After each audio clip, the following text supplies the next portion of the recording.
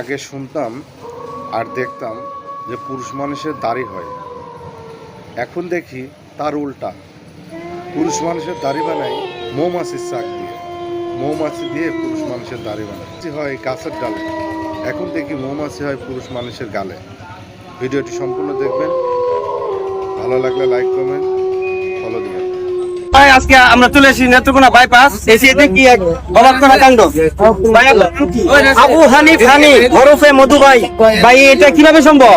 এটা আমার দীর্ঘ 25 বছরের সাধনার ফসল, চেষ্টা করে সম্ভব। 25 বছর ধরে এই অবস্থা আপনার। জি সম্মানিত প্রিয় ভাই আমার, আসলে যে কোনো কাজ আপনি যদি মন থেকে অনুশীলন করেন সবকিছু সম্ভব। কারণ পৃথিবীতে অসাধ্য বলতে কিছু নেই। মৌমাছি যদিও একটা ভয়ঙ্কর প্রাণী, যদিও মৌমাছি অত্যন্ত বিষাক্ত এবং হিংস্র, আমাকে অনুসরণ করে এই কাজটা করতে কেউ যাবেন না।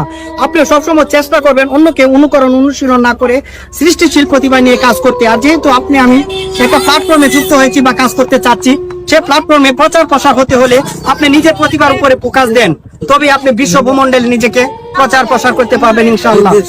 আসলে দেখেন, আসলে 25 বছর সাধনা করে এই অবস্থাতে আসছে। আসলে নতুন কেউ ট্রাই করার দরকার নাই, করলে হয়তো অনেক অ্যাক্সিডেন্ট হতে পারে। আসলে বাইরে আমি বীর থেকে ঢুকছি যে কি হচ্ছে, আমি আইসা মৌমাছি থেকে আমি নিজে প্রথমে ভয় পাইছিলাম, কিন্তু এখনো আমাকে একটা কামড়ও দেয় নাই। ভাইয়ের পোষা তো এই জন্য বুঝতে পারছে যে ভাইয়ের ফ্যান ফলোয়ার আসছে। ঠিক আছে ভাই, ধন্যবাদ।